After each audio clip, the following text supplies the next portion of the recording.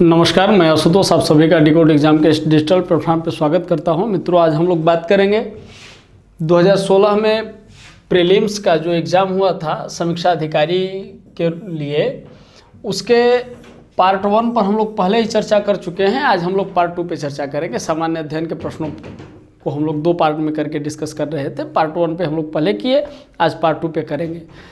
देखिए, हम लोग एक सीरीज़ के माध्यम से, जो भी मित्र हमारे नए हैं, जो अब तक के सारे वीडियोस नहीं देखे हैं, वो चैनल पर जा कर के प्लेलिस्ट बनी हुई है, उसमें से जा कर के आप पुराने प्रश्नों को देख सकते हैं, उसकी व्याख्या को आप देख सकते हैं।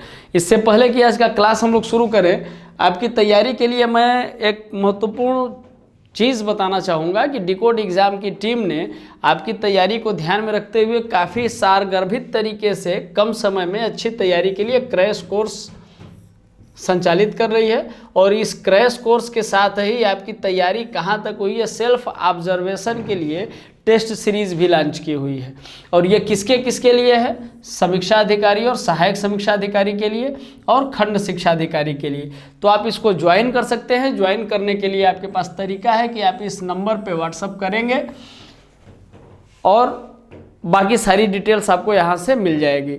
लेकिन गुणवत्ता क्या हो, आप जो चीज़ लेने जा रहे हैं उसकी गुणवत्ता को आप कैसे ऑब्जर्व करेंगे, कैसे चेक करेंगे, तो आप इस नंबर पे मैसेज करके फ्री डेमो पीडीएफ प्राप्त कर सकते हैं। या दूसरा तरीका यह है कि आप डिकोड एग्ज़ाम का एप्लीकेशन डाउनलोड करके यहाँ से भी फ्री डेमो पीडीएफ डाउनलोड कर सकते हैं, जिससे कि आपको पता चल जाएगा कि हकीकत क्या है। गुणवत्ता आपको मिल जाएगी और बाकी डिटेल्स आपको मिल जाएगी। तो मुझे लगता है कि आप सबको ये क्रैश कोर्स और टेस्ट सीरीज ज्वाइन करनी चाहिए, जिससे कि कम समय में आपकी तैयारी काफ़ी बेहतर हो। चलिए हम लोग शुरू करते हैं आज का क्लास। इससे पहले हम लोग 42 क्वेश्चन देखे थे। आज क्वेश्चन नंबर 43। क्वेश्चन क्या है? जनसंख्या वृद्धि से, जनगणना से क्वेश्चन है कि जनसंख्या वृद्धि के स्वरूप को एक दीर्घ कालावधि में घटित क्रमिक परिवर्तन को कहते हैं। क्या कहते हैं? जनांकीय संक्रमण, जनसंख्या विस्फोट, जनांकीय गत्यात्मकता या जनांकीय रूपांतरण। क्या कहेंगे? जनसंख्या वृद्धि का जो स्वरूप है, यदि एक दीर्घ काल अवधि में ये लगातार एक क्रम से घटता है, तो इसे हम लोग एक शब्द देंगे जनांकीय संक्रमण। और ये इसका जनसंख्या विस्फोट या जनांकीय गत्यात्मकता या जनांकीय रूपांतरण, ये भी जनसंख्या वृद्धि से ही जुड़े हुए शब्द हैं, लेकिन यहाँ सबसे सटीक शब्द है जनांकीय संक्रमण। आगे नेक्स्ट क्वेश्चन देख लिया जाए कि यूपी 2011 की भारत की जनगणना के अनुसार साक्षरता दर है, यानी कि भारत की जो साक्षरता दर रही, तो उसमें यूपी की भारत की जो जनगणना हुई उसके अनुसार यूपी की साक्षरता दर क्या है। बिल्कुल आसान सा क्वेश्चन, जिसका आंसर आप सबको पता है। मैं ये कहना चाहूँगा कि जो भी मित्र हमारे साथ जुड़े हुए हैं, आप भी साथ साथ कमेंट करते हुए चलें, जिससे आपकी तैयारियों को बल तो मिलेगा ही, आपके कमेंट से और आपके प्रयासों से बल हमको भी मिलेगा। आप तो ऊर्जस्वित हैं ही, ऊर्जा का प्रसार यहाँ तक आना चाहिए। तो चलिए इसका आंसर हम लोग देखते हैं। इसका आंसर है सी, 67.68%। नेक्स्ट क्वेश्चन हम लोग देख लें। 2011 की जनगणना के आधार पर उत्तर प्रदेश के संदर्भ में निम्नलिखित आंकड़ों में से कौन सा सही सुमेलित नहीं है? यहाँ सही सुमेलन देखना है कि देश की जनसंख्या में उत्तर प्रदेश की जनसंख्या का प्रतिशत 18.5% है। प्रति वर्ग किमी घनत्व 829 व्यक्ति प्रति वर्ग किलोमीटर। उत्तर प्रदेश की 2001 से 2011 दशाब्द में जनसंख्या में प्रतिशत वृद्धि हुई 20.23 और महिला साक्षरता दर 57.18% है। यहाँ हम लोग ये जान लें कि ये भी सही है, 829 व्यक्ति प्रति वर्ग किलोमीटर उत्तर प्रदेश की जनसंख्या का घनत्व है। 20.23 ये हमारा दशकीय वृद्धि रिकॉर्ड की गई है और महिला साक्षरता का प्रतिशत ये है। लेकिन देश की जनसंख्या में उत्तर प्रदेश का योगदान ये गलत है। देश की जनसंख्या में उत्तर प्रदेश का जो योगदान है वो 16.51% का है, 18.5% का नहीं है। अतः ये हमारा सही ऑप्शन होगा। नेक्स्ट निम्नलिखित में से किस राज्य की जनसंख्या सर्वाधिक है? अब जनसंख्या के आधार पर देखिए, प्रश्न इस तरीके से भी पूछते हैं, क्षेत्रफल के आधार पर सबसे बड़ा राज्य कौन सा है, जनसंख्या के आधार पर सबसे बड़ा राज्य कौन सा है, तो यहाँ किस राज्य की जनसंख्या सबसे अधिक है, सीधा सा प्रश्न पूछा जा रहा है। निश्चित रूप से हम लोग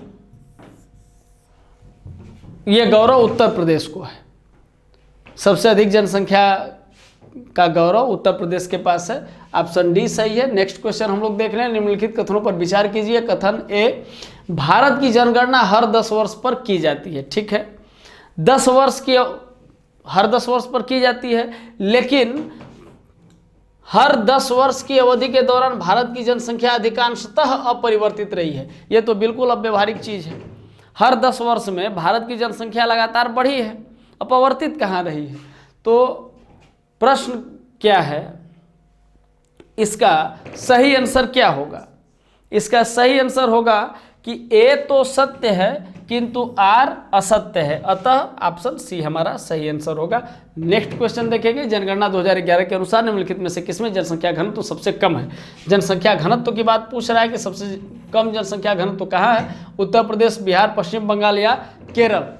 सबसे कम जनसंख्या घनत्व की यदि बात करेंगे तो उत्तर प्रदेश हमारा इन 4 राज्यों में उत्तर प्रदेश का नाम आता है। थोड़ा सा जनसंख्या घनत्व को हम लोग देख लें कि बिहार में जो जनसंख्या का घनत्व है वो 1006 है, पश्चिम बंगाल में 1028 है, केरल में 860 व्यक्ति प्रति वर्ग किलोमीटर है और उत्तर प्रदेश में 829 व्यक्ति प्रति वर्ग किलोमीटर है। एक प्रश्न आपकी तरफ मैं करना चाहूँगा, आपसे मैं पूछना चाहूँगा कि भारत का जनसंख्या घनत्व का जो औसत रखा गया है प्रति वर्ग किलोमीटर में कितने व्यक्ति का रखा गया है? इसका आंसर आप हमें बताएं, तब तक हम लोग आगे बढ़ते हैं। ठीक है, नेक्स्ट क्वेश्चन, 2011 की भारत की जनगणना के लिए निम्नलिखित में से कौन सा आदर्श वाक्य उपयोग किया गया था? प्रत्येक कार्य के लिए कुछ ना कुछ स्लोगन दिया जाता है, यहां भी स्लोगन दिया गया। वो स्लोगन कौन सा है? Our future our country, our country our senses, people of India our senses, या आवर सेंसेस आवर फ्यूचर। निश्चित रूप से आवर सेंसेस आवर फ्यूचर को आदर्श वाक्य के रूप में प्रस्तुत किया गया। नेक्स्ट क्वेश्चन हम लोग देख लें कि निम्नलिखित राज्यों को 2011 जनगणना के अनुसार उनके नगरीकरण के अवरोही क्रम में व्यवस्थित कीजिए तथा राज्यों के नीचे दिए कूटों से सही उत्तर चुनिए। यहाँ प्रश्न ये पूछना चाह रहा है कि जो नगरीकरण हुआ है 2011 की जनगणना में, जो नगरों में पलायन हुआ है, गांवों से जो नगरों में पलायन हुआ है, या नगरीकरण का जो विस्तार हुआ है, किस राज्य में सबसे ज़्यादा रहा और किस राज्य में सबसे कम रहा? तो थोड़ा सा इसको हम लोग देखेंगे कि केरल, मिजोरम, गोवा, या अब नीचे कूट दिया हुआ है। तो पहले तो हम लोग ये जान लें कि नगरीकरण का प्रतिशत क्या है। गोवा का जो नगरीकरण का प्रतिशत है 62.2%। इसके बाद मिजोरम का जो प्रतिशत है, मिजोरम का प्रतिशत कितना है? 52.1%। और इसके बाद हम लोग केरल और तमिलनाडु को देखेंगे तो तमिलनाडु का 48.4% है और केरल का, यहीं पे केरल का जो प्रतिशत है वो 47.7% केरल का है। तो अब जब ये प्रतिशत हमारे सामने है तो सबसे पहले 62 होगा, उसके बाद 52 होगा, यानी कि नंबर 3। और कहाँ नंबर 3 है? तो नंबर 3 यदि पहले नहीं है तो यह खत्म हो गया, यहाँ है। इसके बाद दूसरे नंबर पर आएगा मिजोरम 52.1% के साथ, तो यह है। इसका मतलब कि ऑप्शन ए हमारा सही है। ठीक है, नेक्स्ट क्वेश्चन हम लोग देख लें कि निम्नलिखित कथनों पर विचार कीजिए। कथन क्या है कि भारत में सन 2001 के पश्चात शहरीकरण में तीव्र वृद्धि हुई है। सही बात है, 2001 के बाद भारत में शहरीकरण की जो प्रक्रिया थी वो काफ़ी तेज हो गई, लेकिन इसका कारण क्या है? कारण कि भारत में मोबाइल संप्रेषण के क्षेत्र में क्रांति हो रही है। यह कौन सा कारण है भाई? यदि शहरीकरण में वृद्धि हो रही है तो जीवन प्रत्याशा या आजीविका की खोज भी हो सकती है।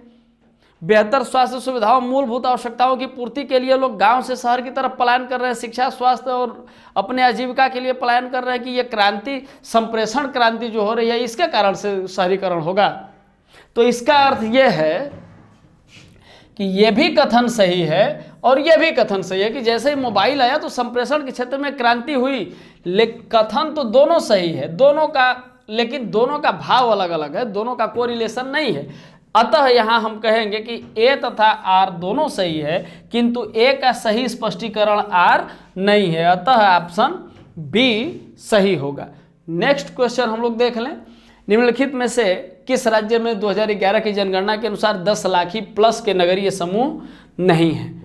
10 लाखी प्लस का जो नगरीय समूह हम लोग देखते हैं, तो 10 लाखी प्लस का जो नगरीय समूह है ये उड़ीसा में नहीं पाया जाता, हरियाणा, जम्मू कश्मीर, झारखंड, और इस मामले में उत्तर प्रदेश काफ़ी समृद्ध है। उत्तर प्रदेश के पास 10 लाखी प्लस नगरों का एक अच्छा खासा समूह है। ठीक है, 10 लाखी प्लस मतलब कोई ऐसा नगर जहाँ की जनसंख्या निवास का जो क्राइटेरिया है वो 10 लाख से ज़्यादा हो। नेक्स्ट क्वेश्चन हम लोग देख लें कि भारत की 2011 की जनगणना के अनुसार सर्वाधिक जनसंख्या निम्नलिखित नगरीय युग्मों में से किसमें दर्शित हुई है? निश्चित रूप से इसका आंसर आपको पता होगा, कोलकाता एवं दिल्ली, दिल्ली एवं बंगलौर, मुंबई एवं कोलकाता या मुंबई एवं दिल्ली। तो सबसे ज़्यादा जनसंख्या यदि देखी गई तो मुंबई और दिल्ली में, ऑप्शन डी, ये नगरों की बात की जा रही है, ऑप्शन डी हमारा सही आंसर है। अब आगे हम लोग देखते हैं कि देखिए जनगणना आपको समझना पड़ेगा, क्योंकि आप देख रहे हैं लगातार जनगणना से कितने प्रश्न आ रहे हैं। तो 2011 की जनगणना के अनुसार भारत की जनसंख्या विश्व की जनसंख्या का कितना प्रतिशत है? तो लगे हाथ एक प्रश्न मैं भी पूछ देता हूं कि भारत का जो भौगोलिक क्षेत्र है, भारत के पास पूरे विश्व का कितना बड़ा भूभाग है? यह भी प्रश्न हो सकता है कि पूछे या आए। तो जब ये प्रश्न आया ही है जनसंख्या के विषय में, तो इस पर हम लोग इन प्रश्नों को भी थोड़ा सा देखते हुए चले। तो इसका सही आंसर है 17.31% जनसंख्या और 2.4% भूभाग, ये भारत का योगदान है विश्व में। ठीक है, नेक्स्ट क्वेश्चन कि निम्नलिखित में से कौन सा एक भारतीय संविधान के अंतर्गत आपात की उद्घोषणा का आधार नहीं हो सकता? अब यहाँ से हमारी राज्य व्यवस्था शुरू होती है। राज्य व्यवस्था के प्रश्नों को हम लोग देखेंगे कि किस तरीके से कौन कौन से उपबंध पूछे जा रहे हैं। बेसिकली हम लोग उन उपबंधों को जानते भी हैं, लेकिन हमें वो और थोड़ी सी गहराई से देखना होगा कि प्रश्न किस तरह से अपना मूड चेंज करता है।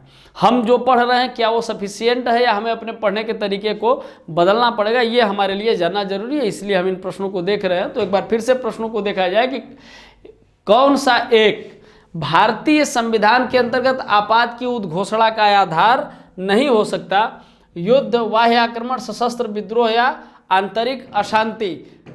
आपात उद्घोषणा का आधार कौन नहीं हो सकता? तो यहाँ पर आंतरिक अशांति जो है आपात की उद्घोषणा का पैरामीटर नहीं है। पहले ये शब्द था, तो इसको हम लोग जान ले थोड़ा सा कि संविधान, भारतीय संविधान का जो भाग 18 है, इस 18 भाग के अनुच्छेद 352 के अंतर्गत यह कहा गया कि युद्ध हो, बाह्य आक्रमण हो या सशस्त्र विद्रोह हो, इसके आधार पर आपातकाल की घोषणा राष्ट्रपति कर सकते हैं यदि उनको यह समाधान हो जाए, उनको यह आभास हो जाए। आंतरिक अशांति शब्द का प्रयोग 44वें संविधान संशोधन 1978 द्वारा आंतरिक अशांति शब्द की जगह पे सशस्त्र विद्रोह की बात की गई। आंतरिक अशांति शब्द को हटाया गया 44वें संविधान संशोधन 1978 के द्वारा। तो यहाँ ये क्लियर है हमारा कि यह शब्द आपात की उद्घोषणा का आधार नहीं हो सकता। नेक्स्ट क्वेश्चन हम लोग देख लें, भारतीय संविधान के संदर्भ में निम्नलिखित कथनों पर विचार कीजिए। कथन क्या है कि संघ मंत्री परिषद लोकसभा के प्रति सामूहिक रूप से उत्तरदायी होगी। अच्छा, ठीक है। और संघ के मंत्री, यहाँ देखिए संघ मंत्री परिषद लोकसभा के प्रति सामूहिक रूप से उत्तरदायी होगी, अच्छी बात है। संघ के मंत्री प्रधानमंत्री के प्रसाद पर्यंत अपने पद धारण करेंगे। इसमें केवल एक सही है, एक और दो दोनों सही है, न तो एक न तो दो सही है, केवल दो सही है। ये 4 ऑप्शन हमारे पास दिए गए हैं। तो थोड़ा सा यहाँ हमें जानना पड़ेगा कि अनुच्छेद 75(3) के अनुसार मंत्री परिषद सामूहिक रूप से लोकसभा के प्रति उत्तरदायी होगी, अनुच्छेद 75(3) के अनुसार। लेकिन 75(2) यह कहता है, जब 75(2) की हम लोग बात करते हैं तो यह कहता है कि संघ के मंत्री राष्ट्रपति के प्रसाद पर्यंत अपने पद धारण करेंगे, न कि प्रधानमंत्री के प्रसाद पर्यंत। तो जब यह व्याख्या हम लोग देखते हैं तो हमें पता चलता है कि केवल कथन ए हमारा सही है। ठीक है, केवल कथन ए। नेक्स्ट हम लोग देखेंगे कि सूची 1 को सूची 2 के साथ सुमेलित कीजिए तथा सूचियों के अंत में दिए गए कूटों से सही उत्तर चुनिए। 7वीं अनुसूची भाषाएं, 8वीं अनुसूची दल परिवर्तन के आधार पर निरर्हता, 9वीं अनुसूची विधायी शक्तियों का वितरण, 10वीं अनुसूची कुछ अधिनियमों का विधिमान्यकरण। तो यहाँ पहले हम लोग यह जान लें कि इसमें जो सही आंसर होगा वो क्या होगा। तो 7वीं अनुसूची इंडिकेट किसको करती है? 7वीं अनुसूची ये यहां इंडिकेट करती है। 8वीं अनुसूची की जब हम लोग बात करते हैं तो 8वीं अनुसूची भाषा से जुड़ी हुई है। 9वीं अनुसूची की जब हम लोग बात करते हैं तो 9वीं अनुसूची कुछ अधिनियमों का विधिमान्यकरण की बात करती है और 10वीं अनुसूची हमारा दल परिवर्तन की बात करती है। इस आधार पर हम लोग देखते हैं तो हमारा आंसर सी सही होता है। ऑप्शन सी हमारा सही आंसर है। ठीक है, नेक्स्ट क्वेश्चन देख लिया जाए। निम्नलिखित में से कौन भारतीय संविधान के अंतर्गत सही सुमेलित नहीं है? पंचायत भाग 9, नगर पालिका भाग 9 क, सहकारी समितियां भाग 9 ख, अधिकरण भाग 10। अभी हम लोग देखे थे कि 10वां भाग किससे संबंधित है? तो संविधान का भाग 10 अनुसूचित क्षेत्रों से संबंधित है, न कि अधिकरण से संबंधित है। तो ये जो भाग है ये हमारा सही सुमेलित नहीं है, अतः हमारा ऑप्शन डी सही होगा। नेक्स्ट क्वेश्चन हम लोग देखेंगे कि भारतीय संविधान के प्राधिकृत हिंदी पाठ को निम्नलिखित संविधान संशोधनों में से किसके द्वारा प्रकाशित करने के लिए अधिकृत किया गया? थोड़ा सा इस प्रश्न का उत्तर जटिल है, लेकिन उतना भी जटिल नहीं है जितना हम लोग समझ रहे हैं। तो इसको हम लोग समझ लें कि इसका जो सही आंसर है वो 58वां संविधान संशोधन 1987 और इस अधिनियम द्वारा संविधान के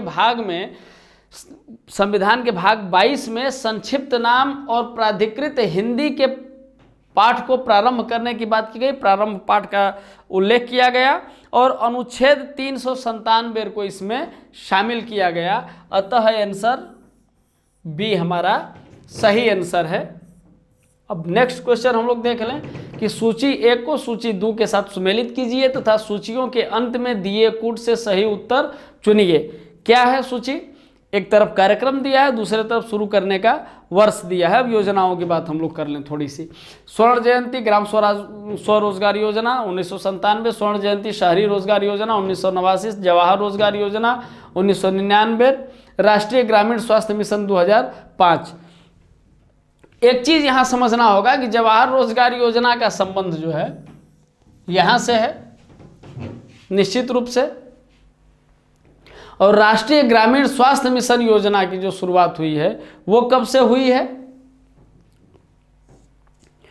तो ये राष्ट्रीय ग्रामीण स्वास्थ्य मिशन योजना की शुरुआत 2005 से हुई है। अब ये 2 और 4 को हम लोग थोड़ा सा देख ले कि ये कहाँ मिलता है इस ऑप्शन में। तो सी का नंबर 2 यहाँ मिल रहा है और डी का नंबर 4 यहाँ मिल रहा है। तो अब ये ऑप्शन हमारा इस आधार पर ऑप्शन सी हमारा सही होगा।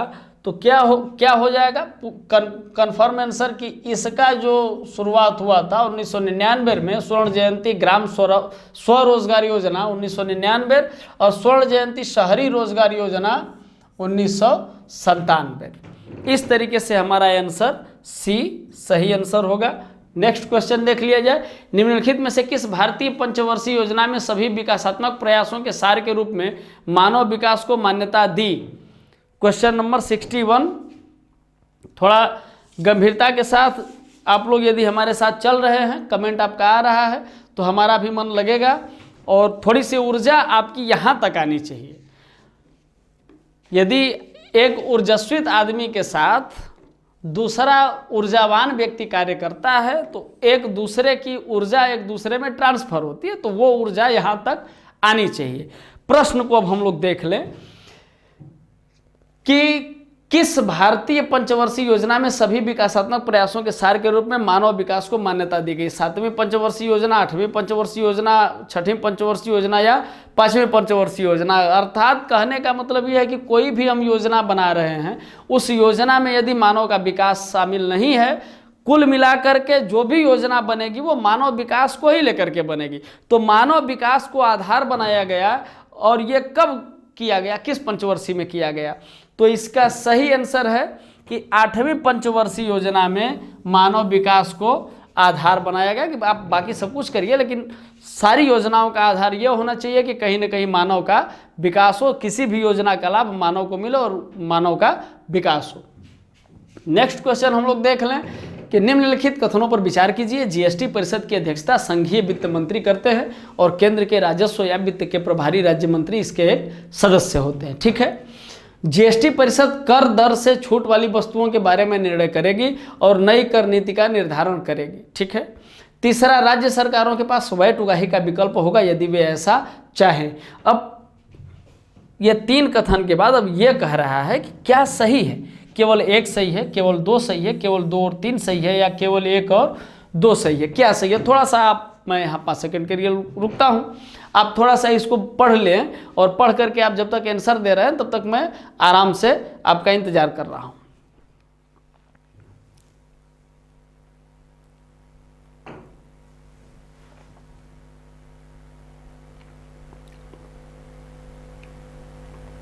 चलिए इसका आंसर हम लोग ले लें। पहले जीएसटी के बारे में हम लोग जान लें कि 101वें संविधान संशोधन के तहत संविधान के अनुच्छेद 279A के जोड़ करके जीएसटी का प्रावधान किया गया, और जीएसटी में 17 करों को एकीकृत किया गया।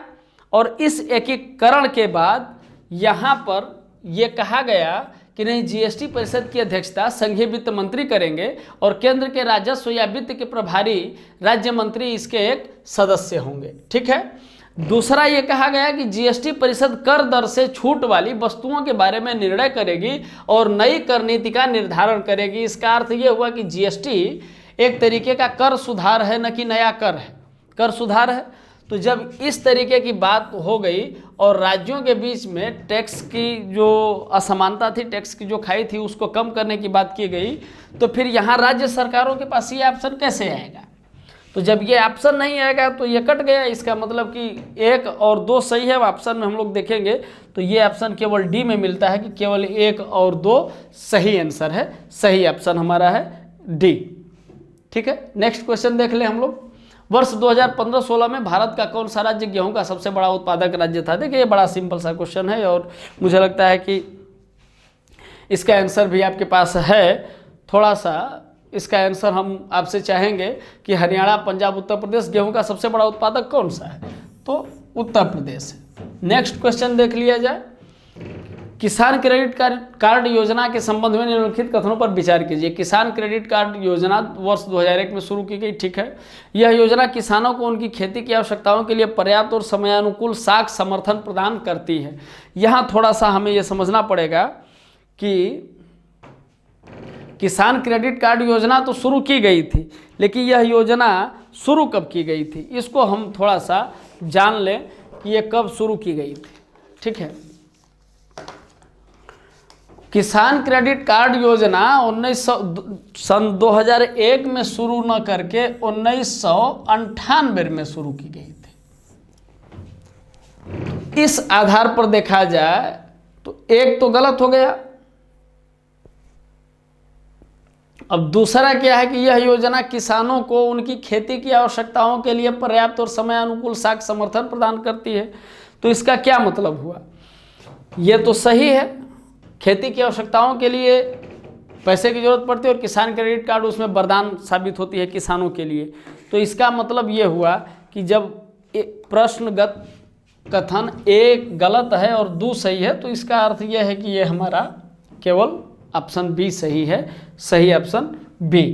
नेक्स्ट क्वेश्चन हम लोग देख लें कि नाबार्ड के संबंध में निम्नलिखित कथनों पर विचार कीजिए। ठीक है। नाबार्ड संसद के अधिनियम द्वारा वर्ष 1982 में स्थापित हुआ। अच्छा, अच्छी बात है। यह केवल कृषि के लिए साख की सुविधा प्रदान करता है। तो यह तो सही है कि यह 1982 में स्थापित हुआ, लेकिन यह केवल कृषि कार्य के लिए साख की सुविधा नहीं प्रदान करता, यह ऋण भी प्रदान करता है और गैर वित्तीय संगठनों के माध्यम से यह किसानों को काफ़ी लाभ पहुंचाता है। अतः नाबार्ड के विषय में यह कथन गलत है, तो हमारे पास ऑप्शन केवल एक बचता है, केवल एक सही है। ठीक है, तो ऑप्शन ए हमारा सही आंसर होगा। नेक्स्ट क्वेश्चन हम लोग देख लें। सूक्ष्म लघु एवं मध्यम उद्यम विकास अधिनियम पारित हुआ, यह कब पारित हुआ? 2005 ईस्वी में, 2006 ईस्वी में, 2007 ईस्वी में या 2008 ईस्वी में? यह कब पारित हुआ? तो इसके विषय में जब हम लोग देखेंगे तो हमें पता चलता है कि 18 मई 2006 में यह पारित हुआ, 22 मई को राज्यसभा से पारित हुआ, 16 जून 2006 को राष्ट्रपति के हस्ताक्षर के साथ ही इसकी अनुमति मिली और 2 अक्टूबर 2006 को यह प्रभावी हुआ। अतः हमारा सही आंसर होगा 2006 ईस्वी में। नेक्स्ट क्वेश्चन देखा जाए। लघु निर्माणी उद्योग में प्लांट एवं मशीनरी में विनियोग की मात्रा होनी चाहिए, कितनी होनी चाहिए? 10 लाख रुपए से अधिक नहीं होनी चाहिए, 10 लाख रुपए से ऊपर परंतु 25 लाख रुपए से अधिक नहीं होनी चाहिए, 25 लाख रुपए से ऊपर परंतु 5 करोड़ रुपए से अधिक नहीं होनी चाहिए, 5 करोड़ रुपए से ऊपर परंतु 10 करोड़ रुपए से अधिक नहीं होनी चाहिए। तो ये तो खत्म है। इसका सही ऑप्शन है सी कि 25 लाख रुपए से ऊपर परंतु 5 करोड़ रुपए से अधिक नहीं होनी चाहिए। 25 लाख रुपए से ऊपर का इन्वेस्ट 5 करोड़ से कम का इन्वेस्ट आप कर सकते हैं। नेक्स्ट क्वेश्चन हम लोग देख लें कि उपभोक्ता सहकारी भंडार स्थापित किए जाते हैं सदस्यों के द्वारा, सहकारी समितियों के निबंधक द्वारा, केंद्र सरकार द्वारा या राज्य सरकार द्वारा। तो उपभोक्ता सहकारी भंडार समिति जो स्थापित किए जाते हैं वो सहकारी समिति के सदस्यों के द्वारा स्थापित किए जाते हैं। अतः ऑप्शन ए हमारा सही आंसर है। नेक्स्ट क्वेश्चन, सूची 1 को सूची 2 से सुमेलित कीजिए तथा सूचियों के नीचे दिए कूट से सही उत्तर चुनिए। कैपिटल गेन टैक्स क्या है? आय है, सेंट्रल एक्साइज ड्यूटी, फैक्ट्री निर्मित वस्तु है, कस्टम ड्यूटी, आयात है, कारपोरेट टैक्स, संपत्ति विक्रय है। ये क्या है? थोड़ा सा इसको हम लोग समझ लें। तो इसका सही आंसर क्या होगा? इसका सही आंसर होगा कि कैपिटल गेन टैक्स संपत्ति विक्रय कर है और सेंट्रल एक्साइज ड्यूटी जो है ये यहाँ ठीक है, फैक्ट्री निर्मित वस्तु, लेकिन कस्टम ड्यूटी किस पर काम करती है? आयात कर पर। और कारपोरेट टैक्स किस पर काम करता है? आय पर। तो यहाँ जब हम लोग ये देखते हैं कैपिटल गेन टैक्स ये कहीं नहीं है, तो हमारा ऑप्शन ए सही आंसर होगा। नेक्स्ट क्वेश्चन हम लोग देख लें। सेबी अधिनियम पारित हुआ था, सेबी अधिनियम कब पारित हुआ? देखिए इसमें एक चीज़ यह है कि सेबी की स्थापना पहले हुई थी और अधिनियम बाद में पारित हुआ था। इसको थोड़ा सा हम लोग समझ लें कि सेबी की जो स्थापना थी वो 12 अप्रैल 1988 को ही इसकी स्थापना हो गई थी, लेकिन सेबी अधिनियम जब 1992 में बना तो उसके अंतर्गत इसको मान्यता प्रदान की गई। अतः हमारा सही आंसर है 1992 सी। थोड़ा सा अब आगे के क्वेश्चन को हम लोग देख लें। क्वेश्चन है कि भारत के समस्त राज्यों में क्षेत्रफलानुसार उत्तर प्रदेश का क्या स्थान है? पहला, दूसरा, तीसरा या चौथा? तो निश्चित रूप से ये बड़ा इजी क्वेश्चन है और हम लोग जान रहे हैं इसका सही आंसर डी। नेक्स्ट क्वेश्चन, निम्नलिखित में से किसका जन्म आगरा में हुआ था? पीर का, अमीर खुसरो का, फिराक का या गालिब का? किसका जन्म हुआ था आगरा में? मिर्जा गालिब का जन्म आगरा में हुआ था। नेक्स्ट क्वेश्चन देख लिया जाए। निम्नलिखित में से किस नगर में राजकीय ललित कला अकादमी उत्तर प्रदेश अवस्थित है? किस नगर में है? लखनऊ, मथुरा, वाराणसी या इलाहाबाद? तो इसका सही आंसर है लखनऊ। और इसकी स्थापना कब हुई थी? इसकी स्थापना हुई थी 8 फरवरी 1962 को। नेक्स्ट क्वेश्चन हम लोग देख लें। निम्नलिखित में से कौन उत्तर प्रदेश की पहली महिला मुख्यमंत्री थी? बड़ा इजी क्वेश्चन है और यहाँ इसका ऑप्शन बताने की जगह हम डायरेक्ट आप सभी लोग सहमत हैं आगे बढ़ते हैं। निम्नलिखित में से कौन सही सुमेलित नहीं है? लखीमपुर खीरी नक्काशीदार उत्पाद के लिए, खुर्जा मृत्तिका शिल्प के लिए, मेरठ खेलकूद के सामान के लिए और जलेसर ढलवी घंटिया के लिए। कौन सही सुमेलित नहीं है? थोड़ा सा आप इसको देख ले, फिर हम लोग बात करते हैं। तो खुर्जा के विषय में हम लोग जानते हैं कि ये मृत्तिका शिल्प, मेरठ खेलकूद के सामान और जलेसर ढलवी घंटिया के लिए, लेकिन लखीमपुर खीरी चीनी उत्पादन के लिए प्रसिद्ध है, न कि नक्काशीदार काष्ठ शिल्प के लिए। ठीक है, नेक्स्ट क्वेश्चन हम लोग देख लेते हैं कि निम्नलिखित में से किस स्थान पर मुड़िया पूर्णिमा मेला का आयोजन किया जाता है? मुड़िया पूर्णिमा मेला का आयोजन गोवर्धन में किया जाता है। मुड़िया पूर्णिमा का आयोजन ऑप्शन सी हमारा सही है। नेक्स्ट क्वेश्चन, सूची 1 को सूची 2 के साथ सुमेलित कीजिए तथा सूचियों के नीचे दिए गए कूट से सही उत्तर चुनिए। अलीगढ़, पहले ही अलीगढ़ के तालों की बात होती है, तो पहले हम लोग इसी को देख लें, फिर आगे देखेंगे। मुरादाबाद पीतल के बर्तन के लिए, तो पहले ये तो हम लोग देख लें कि ए का दूसरा कहाँ कहाँ है। तो ए का दूसरा इन 2 ऑप्शन में है, इसका मतलब ए और डी गायब है। थोड़ा सा सी का तीसरा हम लोग देख लें कि सी का तीसरा कहाँ है। तो सी का तीसरा केवल बी में है, इसका मतलब हमारा ऑप्शन बी सही होगा। तो ऑप्शन बी के अनुसार अलीगढ़ ताले के लिए, फिरोजाबाद चूड़ियों के लिए, मुरादाबाद पीतल के बर्तन के लिए और टांडा जो है विद्युत करघा के उत्पादन के लिए प्रसिद्ध है। नेक्स्ट क्वेश्चन हम लोग देख लें, निम्नलिखित में से कौन सा अभयारण्य सही सुमेलित नहीं है? पक्षी विहार अभयारण्य की बात की जा रही है, ये कौन सा सही सुमेलित नहीं है? समसपुर रायबरेली, नवाबगंज इलाहाबाद, बखीरा संत कबीर नगर, संडी हरदोई। थोड़ा सा आप लोग इसको गंभीरता के साथ हमें बताएं कि इसका सही आंसर क्या है। तो इसका सही आंसर होगा नवाबगंज इलाहाबाद, ये सही सुमेलित नहीं है। बाकी समसपुर रायबरेली, बखीरा संत कबीर नगर और संडी हरदोई ये सही सुमेलन है। नेक्स्ट क्वेश्चन, उत्तर प्रदेश के निम्नलिखित में से किस मंडल में प्रथम समाजवादी अभिनव विद्यालय खोला गया था? इलाहाबाद, आगरा, अलीगढ़ या वाराणसी? कहाँ खोला गया था? तो यहाँ हम लोग ये जान लें कि ये इलाहाबाद में खोला गया था। और कब खोला गया था? वो 23 अप्रैल 2016 को इलाहाबाद में प्रथम समाजवादी अभिनव विद्यालय खोला गया था। नेक्स्ट क्वेश्चन, किस वर्ष भारतेंदु नाट्य अकादमी की स्थापना हुई?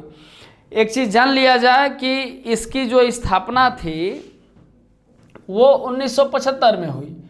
थोड़ा सा इसके विषय में हम लोग जानेंगे कि 2 जुलाई 1975 को इसकी स्थापना हुई और 5 अप्रैल 1976 से यहाँ प्रशिक्षण आरंभ हुआ।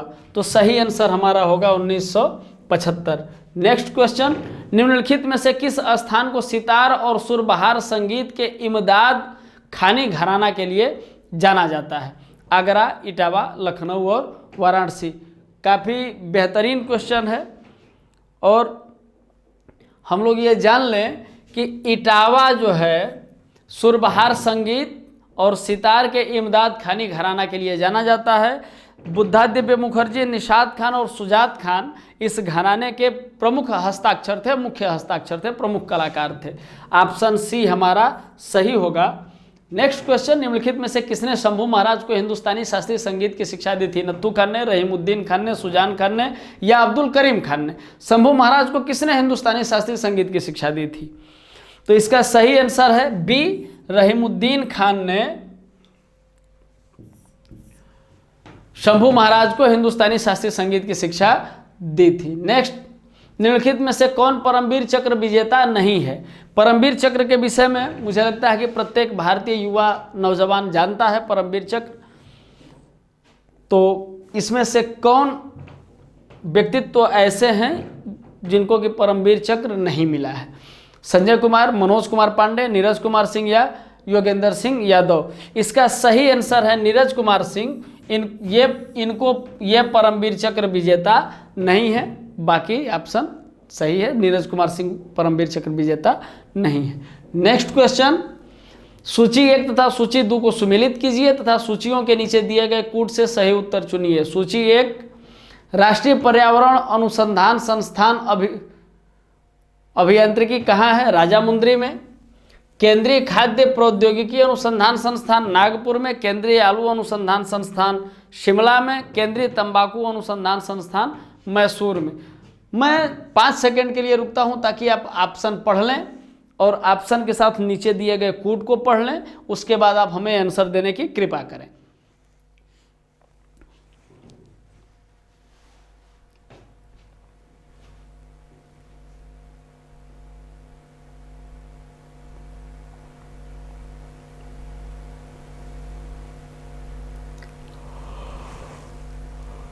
चलिए आइए इसका आंसर हम लोग ढूंढने की कोशिश करते हैं। तो राष्ट्रीय पर्यावरण अनुसंधान संस्थान अभियांत्रिकी जो है ये कहाँ है? नागपुर में। तो पहले का हम देखेंगे कि पहले का दूसरा कहाँ कहाँ मिलता है। तो ए का दूसरा केवल इन दोनों में मिलता है, तो ये दोनों ऑप्शन मेरे खत्म। अब इसी दोनों में से हमें चुनना है। अब केंद्रीय खाद्य प्रौद्योगिकी अनुसंधान संस्थान की जब हम बात करते हैं तो ये कहाँ हमको मिलता है? तो ये मिलता है मैसूर में। अब चौथा हम देखते हैं, ये 2 ऑप्शन तो पहले ही हमारे खत्म हो गए थे। अब इस आधार पर ये भी ऑप्शन हमारा खत्म हुआ और बचता है बी। तो बी के आधार पर हम लोग थोड़ा सा पढ़ लें कि राष्ट्रीय पर्यावरण अनुसंधान संस्थान नागपुर, केंद्रीय खाद्य प्रौद्योगिकी अनुसंधान संस्थान मैसूर, केंद्रीय आलू अनुसंधान संस्थान शिमला और केंद्रीय तंबाकू अनुसंधान संस्थान राजामुंद्री में। यह हमारा सही सुमेलन है, सही उत्तर है बी। नेक्स्ट, निम्नलिखित में से किसने पॉलिटिक्स इन इंडिया पुस्तक लिखी थी या लिखी है? ये पहले भी पूर्व में भी 2-3 एग्जाम में पूर्व में भी पूछा जा चुका है। जो हम लोग पूर्व के वीडियो बनाए थे उसमें भी हम लोगों ने देखा था, रिपीटेड क्वेश्चन है। तो इसका सही आंसर है रजनी कोठारी। नेक्स्ट क्वेश्चन हम लोग देख लें कि निम्नलिखित में से कौन सही रूप से सुमेलित नहीं है? विलायत खान सितार, अल्लाह रखा तबला, हरिप्रसाद चौरसिया बांसुरी और अमजद अली खान पखावज। तो चौरसिया जी ठीक है, विलायत खान भी सितार सही सुमेलन है, अल्लाह रखा तबला के लिए। लेकिन अमजद अली खान जो है ये पखावज नहीं बजाते, बल्कि ये सनिया बंगस घराने से ताल्लुक़ रखते हैं और ये सरोद वादक है, न कि पखावज बजाते हैं। ठीक, नेक्स्ट क्वेश्चन हम लोग देख लें कि निम्नलिखित में से कौन लोक संस्कृति को स्पष्ट करता है? देखिए यहाँ एक बिल्कुल प्रैक्टिकल क्वेश्चन है जो कि व्यावहारिक है कि लोक संस्कृति को स्पष्ट करने वाला लोक होगा और लोक हमेशा जीवंत है। इसका मतलब यह है कि आप भी भारतीय हैं और आप अपने आसपास की चीज़ों को उठा करके देखें तो परंपराओं और संस्कृतियों का जो प्रवाह है, जो प्रसार है, वो गांव के सामान्य व्यक्तियों से ही होकर के एक से दूसरे में जाता है, एक से दूसरी पीढ़ी में जाता है और वास्तविक पहचान वहीं से है। अन्यथा आप शहरों में चले जाए तो सूट टाई कोट यही आपको मिलेगा और कल्चर के नाम पर अर्जित सभ्यताओं का समागम आपको देखने को मिलेगा। लेकिन शुद्ध भारतीय संस्कृति और परंपरा को यदि देखना हो तो आपको गांव आना पड़ेगा। इसका मतलब यह है कि यहाँ पे सामान्य लोगों की सांस्कृतिक परिपाटी हमारा अनडाउटली सही आंसर होना चाहिए कि यही लोक संस्कृति को स्पष्ट करता है, सामान्य लोगों की सांस्कृतिक परिपाटी, न कि किसी विशिष्ट व्यक्ति के द्वारा। लोक का मतलब होता है सामान्य लोग। ठीक है, तो यहाँ अनडाउटली हमारा आंसर सी सही आंसर है। आगे बढ़ते हैं हम लोग कि निम्नलिखित में से कौन सही सुमेलित नहीं है? जवाहरलाल नेहरू कृषि विश्वविद्यालय मध्य प्रदेश, सरदार वल्लभ भाई पटेल कृषि एवं प्रौद्योगिकी उत्तर प्रदेश, इंदिरा गांधी कृषि विश्वविद्यालय राजस्थान, आचार्य NG रंगा एग्रीकल्चर यूनिवर्सिटी तेलंगाना। यहाँ हम लोग थोड़ा सा ये देख लें कि यहाँ विकल्प सी और डी दोनों सुमेलित नहीं थे, तो सही सुमेलन क्या है यहाँ हम लोग इसमें देख लें। इंदिरा गांधी कृषि विश्वविद्यालय रायपुर छत्तीसगढ़ में अवस्थित है, जबकि आचार्य NG रंगा एग्रीकल्चर यूनिवर्सिटी गुंटूर आंध्र प्रदेश में अवस्थित है। ये दोनों विकल्प हमारे यहाँ पर सही हैं। वहाँ केवल एक प्रश्न पूछ रहा था कि कौन सुमेलित नहीं है, जबकि यहाँ पर ऑप्शन सी और डी दोनों सुमेलित नहीं है। ठीक है, आगे हम लोग बढ़ते हैं। इस श्रृंखला का अंतिम प्रश्न है कि विनिमय साध्य विलेख अधिनियम प्रभावकारी हुआ। श्रृंखला का मतलब 2014 के प्रश्नों की मैं बात कर रहा हूँ। विनिमय साध्य विलेख अधिनियम प्रभावकारी हुआ 1881 से, 1882 से, 1883 से या 1884 से।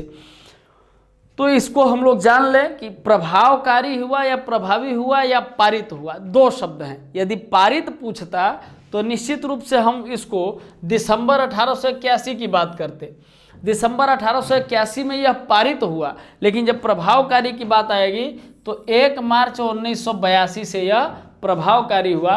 अतः हमारा जो आंसर होगा वो आंसर बी हमारा सही आंसर होगा।